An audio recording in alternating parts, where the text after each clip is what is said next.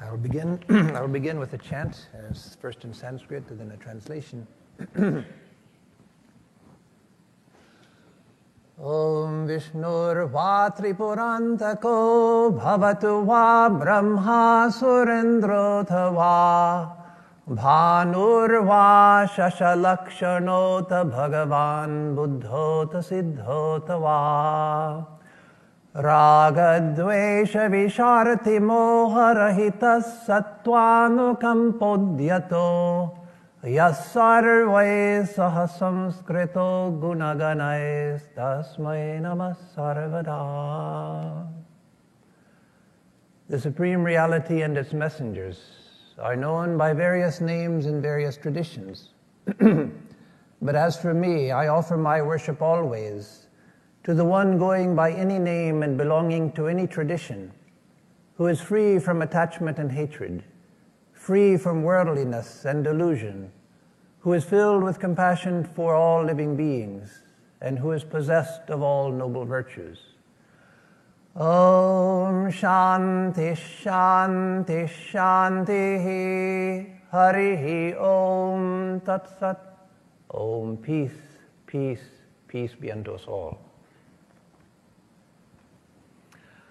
First, let me say it's a great blessing to be here. It's very common nowadays for people to say that, well, everything is sacred.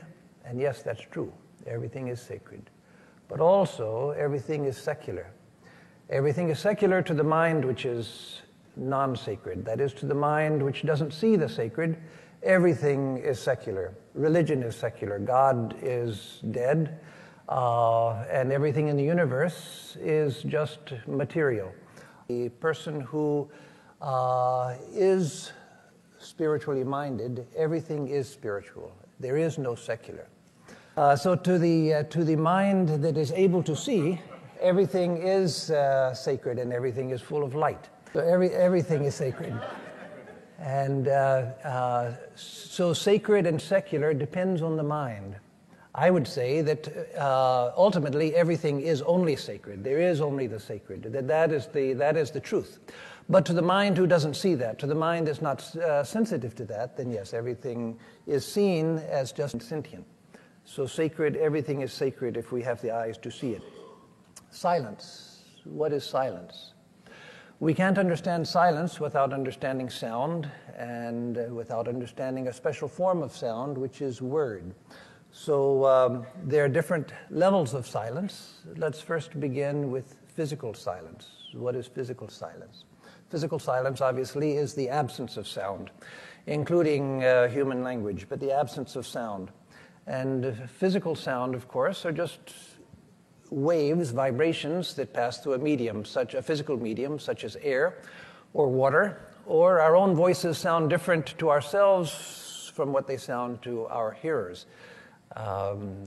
Nowadays, it's not so long before a person first hears their own voice recorded. But when I was a kid, tape recorders were rare, and I was in the 8th or 9th grade, before I ever heard my recorded voice, and I was shocked. That's me. I don't sound like that. But that's because I hear myself not just through the air, the vibrations I'm making out into the air, but through the bones of my head, and so sound is carried through a physical medium. But sound is more than just vibration. First of all, who is there sound without an ear to hear it? Or better, is there sound without consciousness to be aware of it? Sound is the way that we react to, or what the mind's reaction to vibrations. So unless there is a consciousness that hears sound, there's not really sound. There may be, it's arguable whether there are vibrations or not. Without an awareness there to perceive it, I won't go into that argument. But certainly there's not really sound, just as there's not really light, what we know as light and what we know as color, without a consciousness to perceive it. And sound, all sound, even not speaking of human language, all sound is information, because everything in the universe is knowledge. Everything is prakasha, as it's said in Sanskrit, that is manifesting knowledge, the manifestation of knowledge. And so all sound is knowledge. And word is a special type of sound. Through words, we convey thoughts, concepts from one mind to another. All sound conveys information for those who can hear it. Just as interesting with dogs. Dogs have such a profound sense of smell. We think of smell in terms of good smells and bad smells, basically. But for dogs, smells have so much information. That's why when you take a dog for a walk, it stops at the fire hydrant, and it can stay there for 5-10 minutes just sniffing, because there's so much information there to be gathered. So for us, sound is full of information, light is full of information, and so it's a universe of knowledge. But word is a particular type of a sound which conveys from one mind to another, conveys thought. And so the absence of physical sound is what we normally think of as silence. Let's all be silent. Then everybody says, okay, now we're not going to talk and we're not going to make noise. And that will be our experience of silence. And so silence for most people means physical silence. Silence is much more than just physical silence, the absence of physical sound. There are benefits to physical silence, relative physical silence. Absolute physical silence isn't even possible if you, as long as there is a mind attached to the ear. Absolute silence is impossible. But some limited silence is beneficial because it gives us a chance to focus on what's going on in the mind. But that's where real silence begins to take place. So the search for silence is really the search for internal silence. And external silence only as far as it helps. But again, it's a mistake to fetishize it, to make it too important in our spiritual lives because we can't control it so often. So the search for silence leads us to the search for mental silence. So mental noise. What is mental noise? Mental noise is the cacophony of thoughts that are within the mind, the thoughts that are going on. As Dr. Nasser beautifully pointed out, thoughts are generally in the form of sound and image. Sound and image. According to the Vedanta and to the yoga psychology, there's a point where image and sound divide. There's a place above the ordinary operation of the mind, not beyond the mind, but beyond the ordinary operation of the mind, before sound and image separate, where the two are one. But for us, in our normal mental operation, there are image and words, concepts. And so mental noise is different from physical noise. So many people come to people like myself, a spiritual person, a person who's practicing spirituality. I don't make any claims for myself, but someone who's practicing sincerely, trying the best that he can, and says, Swami, I wish I could just tell my mind to shut up. I wish I could find some way to tell my mind to shut up. So that's the silence. That's where silence really begins. When we begin to work with the mind, what is mental noise? Again, mental noise is thoughts, primarily words and images. And mental silence is the relative absence of those thoughts, that cacophony of thinking, remembering, and imaging. That's where the practice of meditation comes in. We can't get there just by killing thought, by saying, okay, I'm just going to kill the mind, I'm going to destroy the mind, or I'm going to destroy thinking, I'm just going to stop thinking. What happens when we try to do that? One of two things. Either we go to sleep because the mind is used to activity, or the mind rebels and just spins off into unending activity, and we get distracted and we forget we were even supposed to be practicing steadiness of the mind. So steadying of the mind is usually done in one of several ways. One way is through the practice of mindfulness. Present in all spiritual traditions, it was especially developed in the Buddhist tradition as a science in itself. In other traditions, you see it mentioned. Christ himself mentions it. He says, watch and pray. Praying is meditating. Watching is being mindful. Watching is being mindful. And so in mindfulness, what you do is you try to establish a steady field of awareness, not focusing on one particular thing, but holding the mind as a steady field of awareness, being aware of whatever arises within the field of your awareness, but holding the awareness steady and alert. Another approach to mental quietude comes through focusing the mind, what you could call the yogic approach. where you focus the mind on one thing through japa, that is repetition of a mantra, focusing the mind on a symbol, on a word, etc., even on a physical object, but something to bring the powers of the mind to a focus. That has great value, as does mindfulness. Focusing the mind on one point has great value because all knowledge comes through concentration. Anything that we want to understand the secrets of, by focusing the mind on it, that's the way that we open the secrets to nature, internal and external. Or seeking. In Christian prayer, for instance, in the mystical prayer of the Christians, not just the vocal prayer and so forth, but the mystical prayer is developed by great Christian mystics. You find them speaking about getting rid of words, getting rid of images, and just waiting on God. But that waiting is a seeking. It's an active waiting. Otherwise, again, the mind just falls asleep. And so in seeking mental stillness, so we try to bring the mind to stillness, but we do that either by focusing or by holding the mind alert as a field of awareness and watching things arising in it, the practice of mindfulness, or waiting or seeking. Waiting and seeking are really two aspects of the same thing. That is, seeking God in silence and in darkness, waiting for God in silence and darkness. Or in the Vedantic tradition, there's a practice also present in Chinese Buddhism, in Chan Buddhism of China, Chinese Zen. The practice of seeking for the self, that is, seeking the source of my awareness. So I'm not going to go into all of these practices. I'm just saying that it's an important point to know, where do we find silence?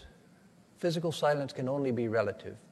Mental silence, that's where we seek it. But to seek it, we don't just say, okay, now I'm just going to be silent and let the mind just be quiet. The mind won't do that. It'll either go to sleep or it'll spin off into activity. So something which disciplines the mind, which brings it into a state of silence. There's the second sutra, that is aphorism, of the Yoga aphorisms, or the Yoga Sutras. The most famous of all of the aphorisms on yoga, which is Yogas Chitta Vritti Nirodha. Yoga is the cessation of the modifications of mind. So that's talking about the perfection of yoga. Much of the rest of the Yoga Sutras tells how you get there, and they give techniques for doing it by training the mind, not just by killing the mind. And then it says, Tada drashtu swarupeva sthanam. Then, when the waves of the mind have subsided, then the seer is established in its own nature. The seer is what? The seer is the self, the true self, the divine self, the one self, the self where all of ourselves meet. When the mind becomes still and becomes quiet, the seer is established in its own nature. You are the seer. I am the seer. Each one of us is the seer. The animal, the conscious animal, any conscious being is the seer, and yet we've identified with the activities of the mind. So that's why silence is important. That's why silence leads us towards the truth which is also compassion. It's because when the mind is still, then the truth becomes revealed. So the mind, when it's still, then reality becomes perceived. And then the next sutra, just to complete that thought, is vritti sarupyamittaratra. At other times, at times when the mind is not still, then we are identified with the waves in the mind.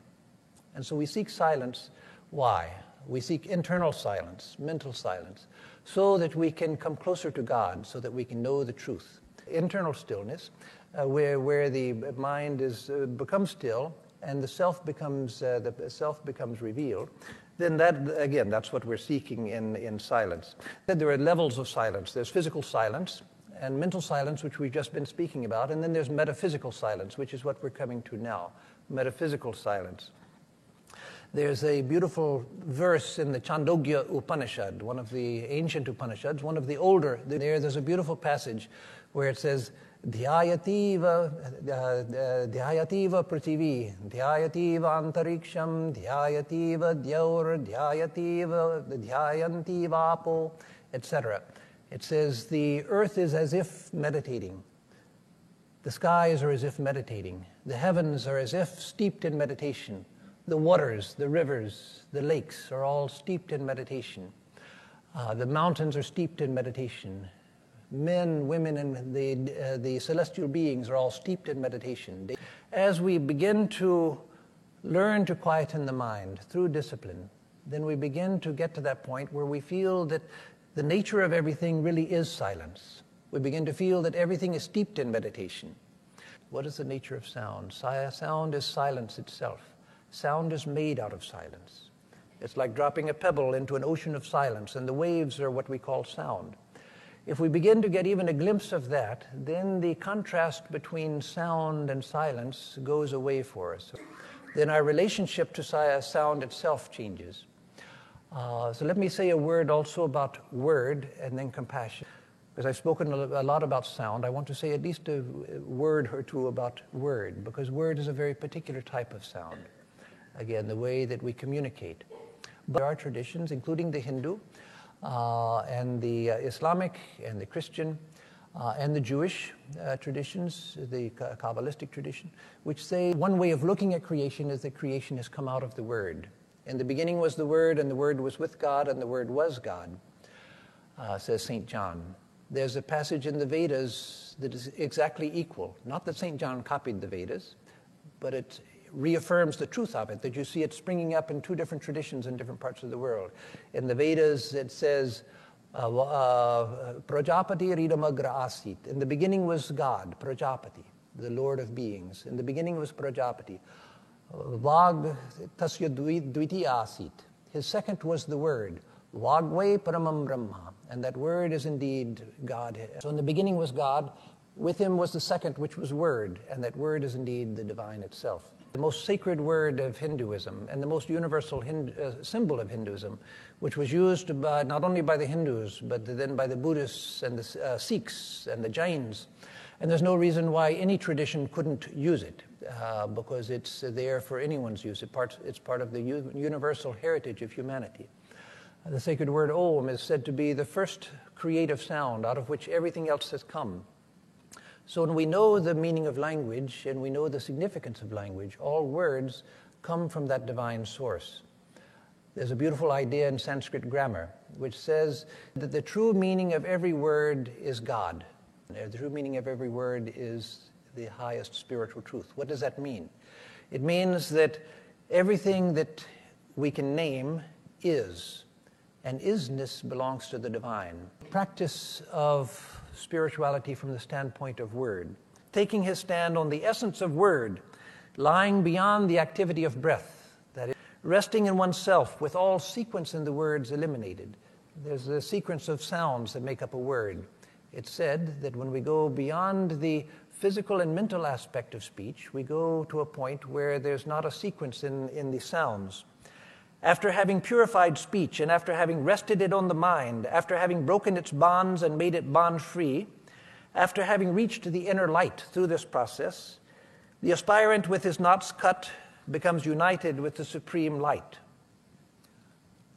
So again, seeking the source of word, we take it back to silence, and we find its source in the divine silence.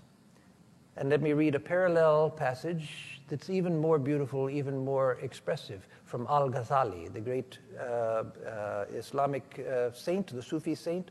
He says, "Let the seeker sit alone in some corner. Let him see to it that nothing save God, the Most High, enters his mind. Then, as he sits in solitude, let him not cease saying continuously with his tongue, Allah, Allah, keeping his thought on the name of God. At last he will reach a state where the motion of the tongue will cease, and it will seem as though the word flows from it. Let him persevere in this until all trace of motion is removed from his tongue, and he finds his heart persevering in the thought. Let him persevere until the form of the words, its letters and its shape, is removed from his heart, and there remains the idea alone, as though clinging to his heart, inseparable from it. Nothing now remains but to await what God will open to him. If he follows the above course, he may be sure that the light of the real will shine in his heart." So again, tracing word back to its source in the divine. So again, if we learn the meaning of sound, and if we learn the meaning of silence, if we learn where to seek silence, if we learn all of this, and we begin to find that yes, silence is the nature of reality. Silence is the nature of everything, that within everything the silence is already present. It's not something we have to create. But then our relationship to sound changes and our relationship to word changes as well. And finally, compassion.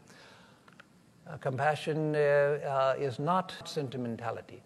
So it's not just good feelings. And it's certainly not looking down on someone and feeling sorry for them.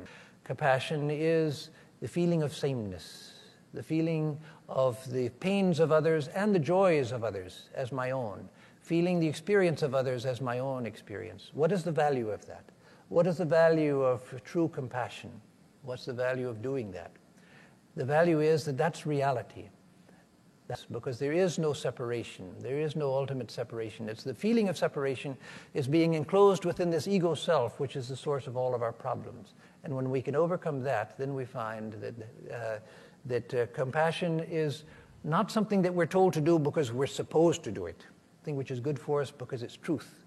It's something which is good for us because it's our own nature. It's something that's good for us because once we begin to open our hearts, the sense of ego becomes porous, and we begin to let the world outside be included in our sense of self. Then we are the gainers because we become large. Not the ego, but our real being becomes large.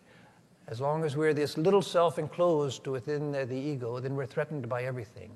As we become large, as we learn to include the world within our sense of self, then we become closer to truth.